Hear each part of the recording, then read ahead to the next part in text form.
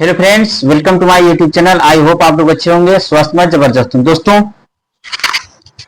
तो आज हम लोग देखेंगे 2018 के प्रीवियस पेपर हिंदी का, जो यूपी टेट 2026 जो जुलाई में होने वाला है। यूपी टेट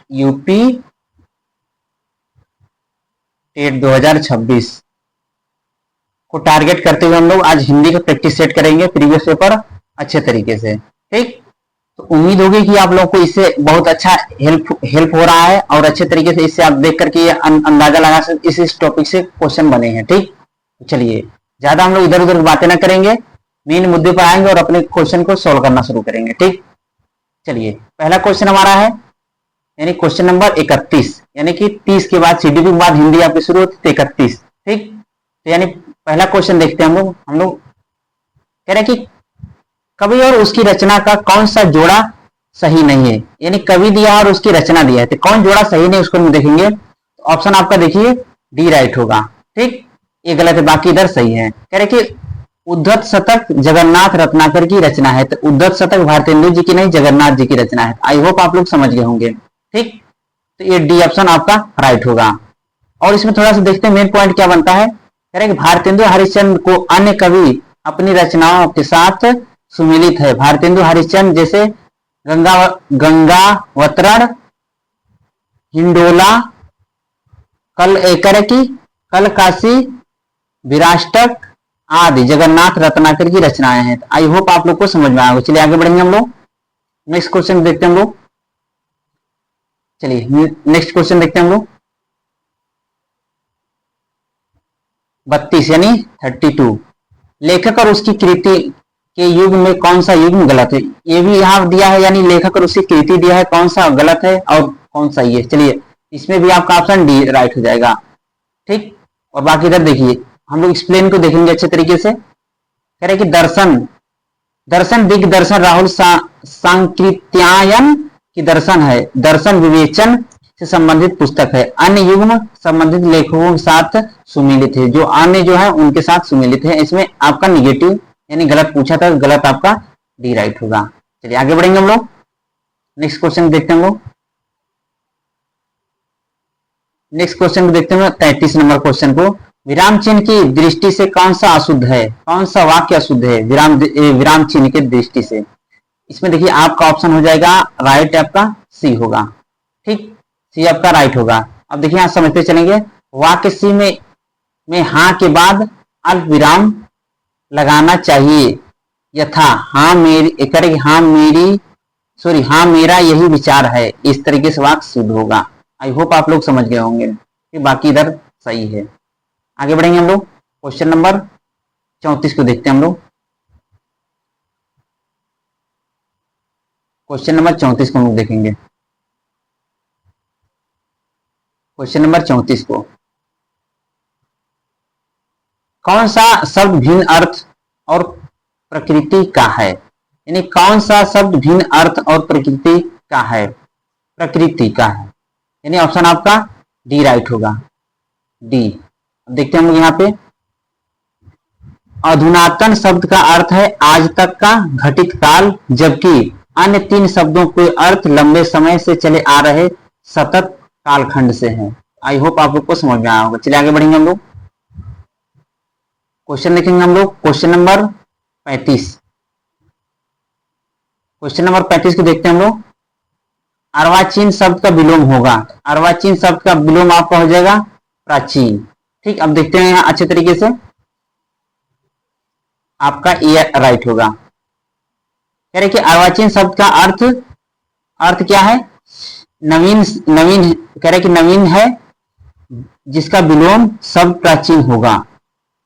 अद्यतन का अनद्यतन तथा अधुनातन का पुरातन विलोमार्थी होगा, यानी शब्द है। चलिए आगे बढ़ेंगे हम लोग, आगे वाले क्वेश्चन देखते हैं। क्वेश्चन नंबर 36 बता रहा है यहाँ पे।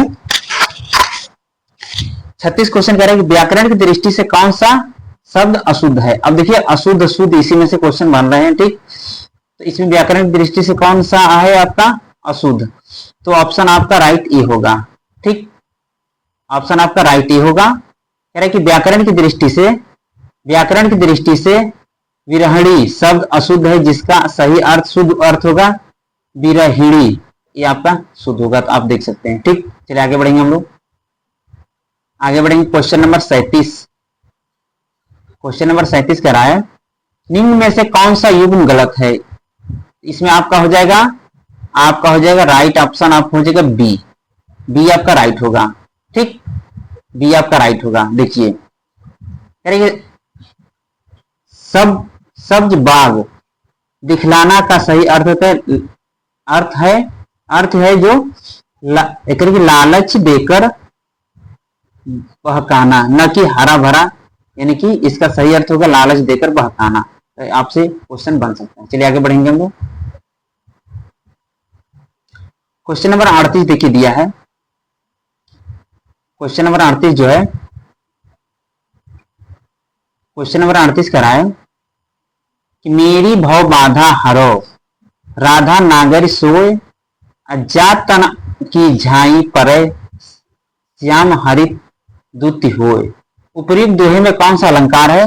अब देखिए इसमें दिया है ये आपका सी और डी दोनों सही है। सी और डी दोनों सही है। ठीक, यानी कि श्लेष अलंकार और रूपक अलंकार दोनों दिया है, क्योंकि आयोग ने इसको दोनों को माना है। ठीक, तो यानी कि जब उसे पेपर हुआ होगा, जब सी या डी दोनों में से अगर कोई लगाया होगा तो उनको सबको नंबर मिला होगा। चलिए आगे बढ़ेंगे हम लोग। ये आपका राइट दोनों ऑप्शन सही है। ठीक, ये आप देख सकते हैं, यानी आपका दोनों ऑप्शन सही, सी और डी। चलिए आगे बढ़ेंगे हम लोग। ये था एक्सप्लेन इसका है। ठीक, एक्सप्लेन बहुत ज्यादा है। ठीक, इसको हम लोग नहीं देखेंगे, आगे बढ़ेंगे क्योंकि समय भी हमको बचाना है। क्वेश्चन नंबर 39 हम लोग देखेंगे गौशाला में कौन सा समास है, यानी गौशाला में कौन सा समास है। तो इसमें देखिए आपका हो जाएगा ऑप्शन, आपका हो जाएगा राइट ऑप्शन होगा, ऑप्शन आपका हो जाएगा ए।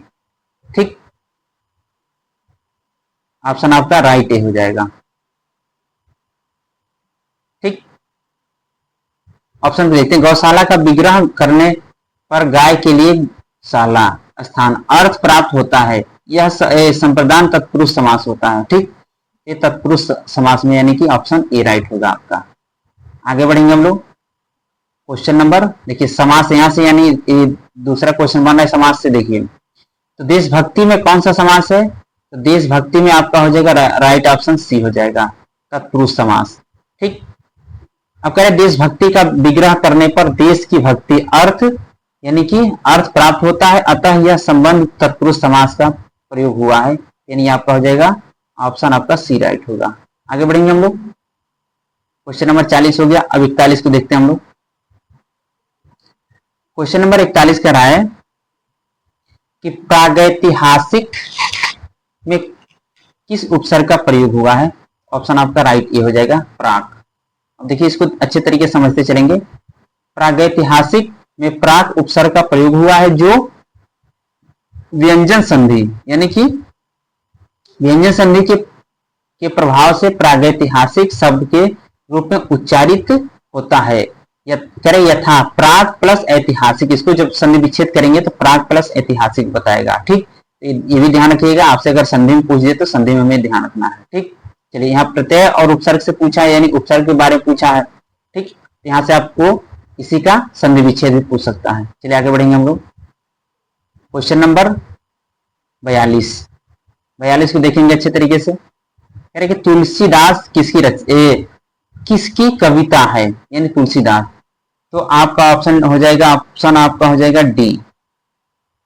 डी ऑप्शन आपका राइट होगा, सूर्यकांत त्रिपाठी निराला। ठीक, अब इसको थोड़ा सा एक्सप्लेन को देखेंगे। तुलसीदास छायावाद के सलाका पुरुष सूर्यकांत त्रिपाठी निराला की 1938 ईस्वी में लिखी गई कविता है। यह निराला की सर्वाधिक कठिन कविता मानी जाती है। इनकी अन्य महत्वपूर्ण कृतियां हैं अनामिका, परिमल, गीतिका, कुकुरमुत्ता, अड़िमा आदि। एक कुकुरमुत्ता इंपोर्टेंट है, आपसे पूछ सकता है सूर्यकांत त्रिपाठी निराला का। चलिए आगे बढ़ेंगे हम लोग। क्वेश्चन नंबर 43 देखते हैं हम लोग। क्वेश्चन नंबर 43 है जो आपका बहिष्कार का संधि विच्छेद क्या है। तो इसका देखिए आपका राइट हो जाएगा सी, आपका सही हो जाएगा बहि प्लस कार, यानी कि बहिष्कार का देखिए बहिष्कार का संधि विच्छेद बहि प्लस कार होगा, यह विसर्ग संधि के नियम अनुसार है, यानी विसर्ग संधि के अनुसार है। ठीक, थोड़ा नियम को देखते हैं हम लोग अच्छे तरीके से। यदि विसर्ग से पहले इकार या उकार आए तो आए और विसर्ग के बाद का वर्ण क ख प फ हो तो विसर्ग में स यानी कि स हो जाता है। जैसे देखिए यहाँ पे बहिष्कार दिया है ना। ठीक, ये आपका स उसमें आधा आ रहा है। ठीक, चलिए आगे बढ़ेंगे हम लोग। उम्मीद होगी आप लोग को ये चीज समझ में आ रहा होगा। चलिए आगे बढ़ेंगे। क्वेश्चन नंबर 44 कह रहा है कि वैदेही वनवास किसकी रचना है। अब इसमें देखिए, अगर देखा जाए तो यहाँ इस वाले सेशन में ज्यादा से ज्यादा रचना एक कवि और उसकी रचना के बारे में पूछा है। ठीक, साहित्य हिंदी से पूछ दिया, तो इसमें हम लोग अच्छे तरीके से ध्यान रखना है। ठीक, ग्रामर के साथ साथ में साहित्य को भी अच्छे से ध्यान में रखना है। इसका आपका ऑप्शन हो जाएगा ए, अयोध्या सिंह उपाध्याय हरिऔध। ठीक, अब यहाँ थोड़ा सा समझते चलेंगे, एक्सप्लेन को देखेंगे, क्योंकि यहाँ से भी क्वेश्चन जब एक्सप्लेन देखेंगे तो क्वेश्चन आपका और अच्छे से कंसेप्ट समझ में आएगा। करे कि अयोध्या सिंह उपाध्याय हरिऔध कृति वैदेही वनवास करे राम द्वारा सीता के निर्वासन की कथा का मर्मांतक वर्णन करता है। एक प्रबंध काव्य है जिसकी रचना 1941 में की गई। हरिऔध द्विवेदी युग के प्रमुख कवि हैं। अब इससे क्वेश्चन आपसे पूछ सकता है कि एक किस युग के कवि हैं, तो द्विवेदी युग के कवि हैं। इनकी रचनाएं हैं प्रिप्रवास कवि सम्राट, वैदेही वनवास, पारिजात करा की रसकलश, चुमते, चौपदे, चोखे, चौपदे, ठेठ हिंदी का ठाठ, ये सब इंपोर्टेड है। ठेठ हिंदी का ठाठ इंपोर्टेड है, बहुत इंपोर्टेड है, पूछ सकते हैं आपसे। और इधर आपका एक इधर हो गया प्रिप्रवास। ठीक, तो ध्यान रखिएगा, ये आपका है ये अयोध्या सिंह उपाध्याय हरिऔध जी का। चलिए आगे बढ़ेंगे हम लोग। आगे हम लोग बढ़ते हैं नेक्स्ट क्वेश्चन पे। क्वेश्चन नंबर 45 का हम लोग देखेंगे।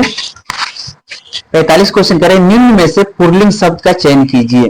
पुल्लिंग, ठीक, तो आपका हो जाएगा पुल्लिंग। लिंग यानी लिंग पूछा तो यानी पुल्लिंग हो जाएगा आपका ऑप्शन ए राइट होगा, यानी कि पहिया। अब थोड़ा समझते चलेंगे। दिए गए शब्दों में पहिया शब्द पुल्लिंग के रूप में वाक्य संरचना में क्रिया के साथ संयोजित होता है। यथा करे कि यथा समय का पहिया तो सदैव घूमता रहता है। ठीक, तो इस तरीके से सेंटेंस में आपको घूमता रहता है, घुमा करता है। अगर करती होता तो स्त्रीलिंग में आता, करता है तो यानी कि इसीलिए बता रहे कि क्रिया के साथ में उसको जोड़कर बनाया जाता है। ठीक, उम्मीद होगी कि आप लोगों को समझ में आ गया होगा। ठीक, चलिए आगे बढ़ेंगे हम लोग। अब यहाँ देखिए, यहाँ पे पैराग्राफ दिया है, पैराग्राफ को पढ़ करके आपको क्वेश्चन का आंसर देना है। ठीक, ये पैराग्राफ दिया है 46-47। अब अच्छे तरीके से देखते चलेंगे। चलिए 46-47 को देखेंगे अच्छे तरीके से हम लोग। देखिए एक पैराग्राफ जो दिया है आपका, पैराग्राफ में हम लोग क्वेश्चन को देखेंगे। क्वेश्चन नंबर 46 कह रहे कि संप्रेषण कला क्या नहीं है। संप्रेषण कला क्या नहीं है, तो इसमें देखिए अगर देखा जाए तो आपका जो इसमें संप्रेषण कला जो होगा, तो थोड़ा सा हम लोग इस पे नजर डालते हैं। तो इस पे आपका देखिए कौन सा ऑप्शन सही होना चाहिए, देखते हैं हम लोग। इधर एक्सप्लेन को अच्छे तरीके देखते चलेंगे हम लोग। तो आपका ऑप्शन ए, इसमें आपका ऑप्शन ए होगा, ऑप्शन ए। ठीक, देखिए कह रहा है यहाँ पे गद्यांश के अनुसार स्पष्ट आत्मविश्वास विषय की अच्छी पकड़ और प्रभावशाली भाषा में अपने विचारों और भावनाओं को व्यक्त करना ही संप्रेषण काल है। इस प्रकार अलंकरण संप्रेषण कला नहीं है, ये ध्यान रखिएगा आप लोग। चलिए आगे हम लोग बढ़ेंगे। क्वेश्चन नंबर 47 कह रहा है, 47 कह रहा है कि संप्रेषण कला का विकास किससे होता है। तो संप्रेषण कला का विकास आपका हो जाएगा ये ऑप्शन ए आपका राइट होगा। ठीक, ऑप्शन राइट ए होगा। करेक्ट, संप्रेषण कला का विकास निरंतर अभ्यास द्वारा होता है। गद्यांश में स्पष्ट रूप से कहा गया है कि संप्रेषण कला निरंतर अभ्यास से निखारी जा सकती है। तो ये ध्यान रखिएगा आप लोग, इस तरीके से कर सकते हैं। तो देखिए क्वेश्चन के साथ साथ उसको जब क्वेश्चन पूछे क्वेश्चन उसमें जब पढ़ेंगे उसके बाद पैराग्राफ पे जाएंगे तो अच्छे तरीके से होगा। अब देखिए टाइम का भी थोड़ा सा मतलब शॉर्टेज चला, इसलिए हम लोग पैराग्राफ से करते हैं अच्छे तरीके से पढ़ करके, थोड़ा समय नहीं है तो इसलिए हम लोग जल्दी जल्दी आगे आगे बढ़ रहे हैं। ठीक, चलिए आगे बढ़ेंगे हम लोग, क्योंकि और भी हम लोग करना है अच्छे तरीके, जितना प्रैक्टिस हो सके हम लोग करना है। क्वेश्चन नंबर 48 कह रहा है कि निम्न में से संयुक्त व्यंजन कौन सा नहीं है। संयुक्त व्यंजन, अब संयुक्त व्यंजन देखा जाए तो छत्र ज्ञा हमारा संयुक्त व्यंजन है, लेकिन यह जो है यह नहीं है। यह आपका क्या हो जाएगा, यह हो जाएगा आपका अंतस्थ व्यंजन के भाग हैं, य र ल व। ठीक, ये आपका ऑप्शन आपका हो जाएगा ये आपका निगेटिव, यानी कि संयुक्त पूछ रहा है। संयुक्त आपको देखिए ये छ त्र ज्ञ स्र ये सब आपके संयुक्त व्यंजन हैं। चलिए आगे बढ़ेंगे हम लोग, उम्मीद है आप लोग को समझ में आया होगा। चलिए आगे बढ़ेंगे हम लोग, क्वेश्चन नंबर 49। क्वेश्चन नंबर 49 कह रहा है कि मृत्युंजय पद में कौन सा सही है। तो अगर देखा जाए कौन सा सही है तो मृत्युंजय में आपका ऑप्शन राइट सी होगा, यानी बहुब्रीहि समास का एग्जाम्पल है। अरे मृत्युंजय शब्द में बहुब्रीहि समास है, इसका समास विग्रह किया जाए तो मृत्यु पर विजय प्राप्त करने वाला अर्थात शिव। अगर आपसे ये भी पूछ सकता है कि मृत्यु पर एक वाक्यांश के लिए एक शब्द चुनने के लिए पूछ सकता है कि मृत्यु पर विजय प्राप्त करने वाले के लिए एक शब्द बताइए, तो शिव होगा। जब दो शब्द मिलकर किसी तीसरे शब्द का विशेषण बन जाए तो वहां बहुब्रीहि समास होता है। इस समास में दोनों शब्द प्रधान, यानी दोनों शब्द प्रधान नहीं होते हैं और समस्त पद किसी अन्य संज्ञा की ओर संकेत करता है। आई होप आप लोग को समझ में आया होगा। तो यानी कि यहाँ से आप लोग को इतना डिटेल अच्छे तरीके से समझ में आया। चलिए आगे बढ़ेंगे हम लोग, क्वेश्चन नंबर 50 को देखते हैं हम लोग। अब देखिए यहाँ से पूछा है, यानी अलंकार से क्वेश्चन बना है। ठीक, तो प्रीवियस से हमें ये पता चलता है कि किस किस टॉपिक से कितने क्वेश्चन बने हैं। अलंकार में किस उपसर्ग का प्रयोग हुआ है, तो अलंकार में आपको देखा जाए ऑप्शन आपका डी, यानी डी हो जाए अलम, अलम प्लस कार। अब देखिए अलंकार में अलम उपसर्ग का प्रयोग हुआ है, अथा एक कि यथा, अलम प्लस कार अलंकार। अलम का शाब्दिक अर्थ होता है भूषण। आपसे ये भी पूछ सकता है कि अलंकार में जो अलम शब्द है उसका अर्थ क्या है, तो शाब्दिक अर्थ अगर देखें तो भूषण होता है, यानी गहना। चलिए आगे बढ़ेंगे हम लोग, भूषण, हाँ चलिए यार ध्यान रखिएगा, एक्स्ट्रा पॉइंट है, आपसे पूछ सकता है। क्वेश्चन नंबर 51 को देखेंगे हम लोग अच्छे तरीके से। क्वेश्चन नंबर 51, क्वेश्चन नंबर 51 कह रहा है कि यह पुस्तक किसकी है। ये रेखांकित शब्द ए का पद परिचय दीजिए। जो यहाँ पे यह लिखा है, यह क्या है आपका सर्वनामिक विशेषण पुस्तक है, जो विशेष है, यानी ऑप्शन आपका ए राइट होगा। दिए गए वाक्य में रेखांकित पद यह सर्वनामिक विशेषण पुस्तक विशेष एक वचन स्त्रीलिंग है। तो ये आपको समझ में आया होगा। चलिए आगे बढ़ेंगे हम लोग, क्वेश्चन नंबर हम लोग 52 देखते हैं। क्वेश्चन नंबर 52, क्वेश्चन नंबर 52 कह रहे कि विश्लेषण शब्द का विलोम होगा। विश्लेषण का आपका हो जाएगा संश्लेषण, बी आपका राइट होगा। विश्लेषण का विलोम संश्लेषण होगा। आई होप आप लोग को समझ में आया। आगे बढ़ेंगे हम लोग, ये वाले पेपर थोड़ा सा तगड़ा था। जिनका उच्चारण ऊपर के दांतों पर जीभ लगाने से होता है उसे क्या कहते हैं, तो आपका ऑप्शन बी राइट होगा, दंत। ठीक, अब देखिए थोड़ा समझते चलेंगे। जिन ध्वनियों का उच्चारण ऊपर के दांतों पर जीभ लगाने से होता है उन्हें दंत ध्वनि कहते हैं। जैसे त वर्ग के पूरे आ जाते, त थ द ध न, ये सब आप लोग को आ जाएगा। चलिए आगे बढ़ेंगे हम लोग, क्वेश्चन नंबर 54। क्वेश्चन नंबर 54 में पूछा है कि निम्नलिखित में से ऊष्म व्यंजन कौन सा है। तो ऊष्म व्यंजन अगर आपको आता होगा तो आप कर लेंगे। स स स ह, देखिए आपका ऊष्म व्यंजन में आता है स स स ह, ये आपके ऊष्म व्यंजन में आते हैं। तो यानी स स से आपका ऑप्शन आपका राइट ये होगा। ठीक, और ये अंतस्थ व्यंजन ये र ल व है। ये उम्मीद होगी आप लोग को समझ में आया होगा। चलिए आगे बढ़ेंगे हम लोग, ये आपका ऑप्शन 54 का आपका ए हो जाएगा। चलिए आगे बढ़ते हैं हम लोग, नेक्स्ट क्वेश्चन देखते हैं। 55 नंबर क्वेश्चन देखते हैं हम लोग। देखिए आप यहाँ से मिल गया एक्सप्लेन में अच्छे तरीके से, अंतस्थ व्यंजन होगी या र ल व। ठीक, 55 हम लोग देखते हैं, अत्यधिक का विलोम क्या है। अत्यधिक का विलोम क्या है, यहाँ समझते चलेंगे, ऑप्शन आपका हो जाएगा ए, आपका राइट होगा। अत्यधिक का अर्थ होता है अधिक मात्रा से भी ज्यादा, जिसका सटीक विलोम होता है अत्यल्प अत्यल्प होगा, अर्थात जितना कम हो सके। चलिए, तो उम्मीद होगी ये चीज आपको समझ में आया होगा। चलिए आगे बढ़ेंगे हम लोग, थोड़ा आगे बढ़ जाते हैं। अब देखिए 56 नंबर क्वेश्चन कह रहा है कि रीत का विलोम क्या होगा। रीत, अब देखिए ऑप्शन ए आपका राइट होगा, अनरीत। अब यहां समझते चलेंगे, रीत शब्द का विलोम अनरीत है।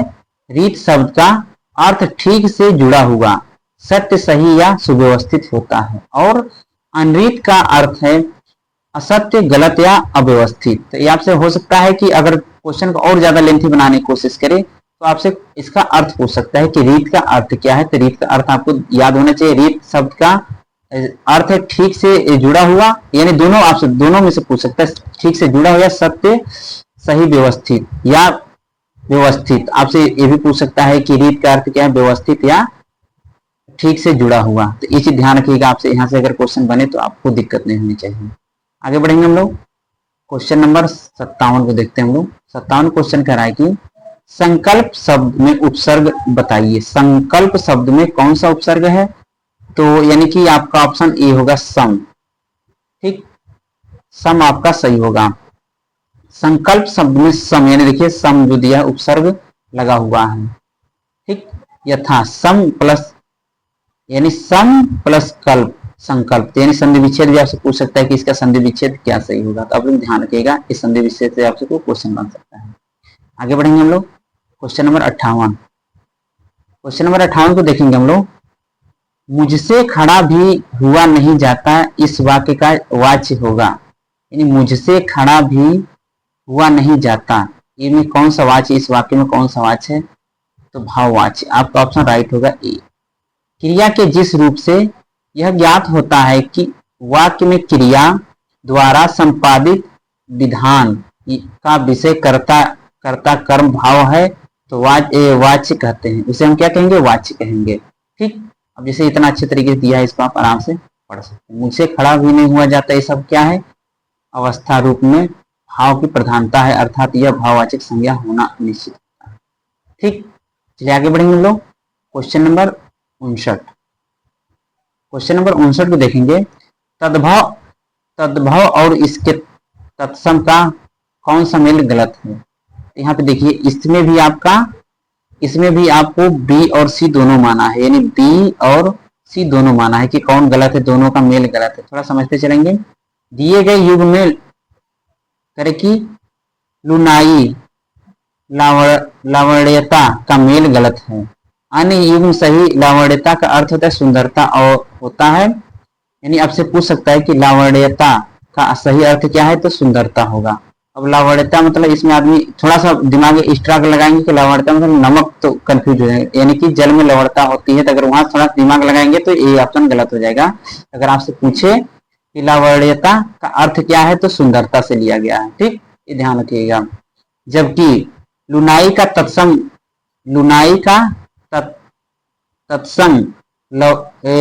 लवणता होगा। ठीक, तो इसी ध्यान रखिएगा आप लोग। तो अगर लुनाई का, अगर जो पूछे लुनाई का तत्सम क्या होगा, तो लवणता होगा। ठीक, तो उम्मीद होगी आप लोग को ये चीज समझ में आया होगा। आगे बढ़ेंगे हम लोग, क्वेश्चन नंबर 60 को देखते हैं, लास्ट हमारा एकदम। लेखक और उसकी रचना में कौन सा जोड़ा गलत। अब देखिए, शुरुआत में भी आपसे लेखक और उसकी रचना पूछा था, गलत, कौन सा मेल जोड़ा गलत है, और लास्ट में भी आपसे यही क्वेश्चन पूछा। तो थोड़ा सा इस पेपर को सोल्व करने से हमें ये पता चला कि इन साहित्य पे भी हमें अच्छे तरीके से कमांड अपनी बनानी पड़ेगी। चलिए, इसमें दिया है आपका ऑप्शन कौन सा सही होगा, आपका सी इसमें राइट है। कह रहे कि स्कंद गुप्त जयशंकर प्रसाद द्वारा रचित नाटक है, जिसके स्कंद गुप्त तथा वे देवसेना के पवित्र प्रेम का वर्णन है। कह रहा अतः विकल्प सी का युग्म गलत है। ये ध्यान रखिएगा आप लोग। तो स्कंद गुप्त लक्ष्मी नारायण मिश्रा ने नहीं लिखा, यानी कि इसको लिखे हैं मिश्र, यानी मिश्र ने नहीं लिखा, इसको जयशंकर प्रसाद जी ने लिखा है। तो आपको याद होने चाहिए। और इसको भी थोड़ा देख लेते हैं। संस्कृति के 4 अध्याय रामधारी सिंह दिनकर जी ने लिखा। रसज्ञ रंजन आचार्य महावीर प्रसाद द्विवेदी, ठीक, अशोक के फूल आचार्य हजारे प्रसाद द्विवेदी। अशोक के फूल वाला इंपोर्टेंट है, आप इसको ध्यान रखिएगा। उम्मीद होगी आप लोग को ये चीज समझ में आया होगा।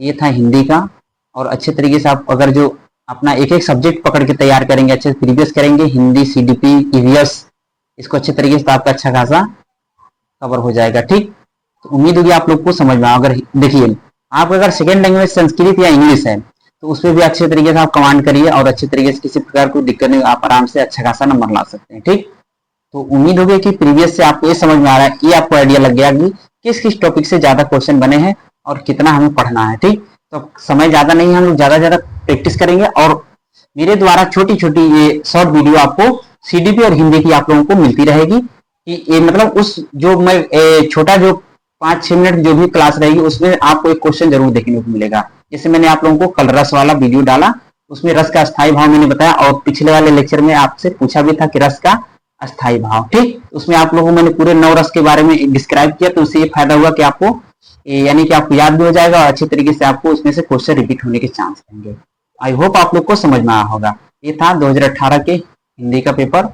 उम्मीद होगी आप लोग को ये चीज समझ में आ गया होगा। चलिए, तो अब हमें इजाजत दीजिए। जय हिंद, जय भारत।